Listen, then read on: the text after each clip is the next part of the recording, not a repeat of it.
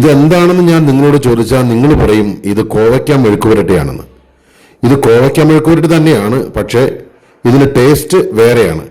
ഇത് ഒരു ഒന്നൊന്നര മെഴുക്കുവരട്ടി. ഇനി ഒരു പാൻ അടുപ്പത്ത് വെച്ച് അതിലേക്ക് നമുക്ക് കപ്പലണ്ടിയും കുറച്ച് പരിപ്പും നന്നായിട്ടൊന്ന് വറുത്തെടുക്കാം. വറുത്ത് വന്നതിന് ശേഷം അത് ചൂടാറുവാനായിട്ടൊന്ന് മാറ്റി വെച്ചിട്ട് ഒരു മിക്സിയുടെ ജാറിലേക്ക് ഇട്ട് അത് നന്നായിട്ടൊന്ന് പൊടിച്ചെടുത്ത് മാറ്റി വയ്ക്കാം.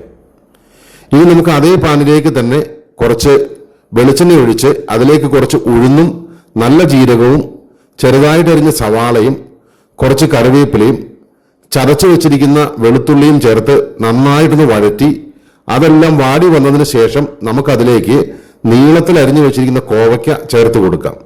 കോവയ്ക്ക ചേർത്ത് കൊടുത്തതിന് ശേഷം നമുക്കതിലേക്ക് പാകത്തിന് ഉപ്പ്, കുറച്ച് മഞ്ഞൾപ്പൊടി, കുറച്ച് കാശ്മീരി മുളക് പൊടി കൂടി ചേർത്ത് നന്നായിട്ടൊന്ന് ഇളക്കി എല്ലാം കൂടെ നന്നായിട്ടൊന്ന് യോജിപ്പിച്ചെടുക്കാം. ഇനി അതിലേക്ക് നമ്മൾ കുറച്ച് വെള്ളം തെളിച്ച്, ഒരുപാട് വേണ്ട, തളിച്ചാലും മതി, കുറച്ച് വെള്ളം ചേർത്ത് അടച്ചു വെച്ച് ലോ ഫ്ലെയിമിൽ ഒന്ന് വേവിക്കുവാനായിട്ട് വെക്കാം. ഇപ്പോൾ കോവയ്ക്ക ഒരുവിധം വെന്ത് കഴിഞ്ഞിട്ടുണ്ട്. ഇനി നമുക്കിതിലേക്ക് ആദ്യം പൊടിച്ചു വെച്ചിരിക്കുന്ന ആ പൊടി ചേർത്ത് കൊടുക്കാം. ഈ പൊടി കൂടെ ചേർത്ത് നന്നായിട്ടൊന്ന് ഇളക്കിയെടുത്താൽ നമ്മുടെ കോവയ്ക്ക മെഴുക്ക് വരട്ടി റെഡി ആയിട്ടുണ്ട്. ഇത് സാധാരണ രുചിയല്ല, ഒരു പ്രത്യേക രുചിയാണ്. അത് മാത്രമല്ല എല്ലാവർക്കും ഇഷ്ടപ്പെടുന്ന രുചിയാണ്. എല്ലാവരും ഉണ്ടാക്കി നോക്കിയിട്ട് ഒന്ന് അഭിപ്രായം ഒന്ന് കമന്റ് ചെയ്യണം. സംഭവം അടിപൊളിയാട്ടോ.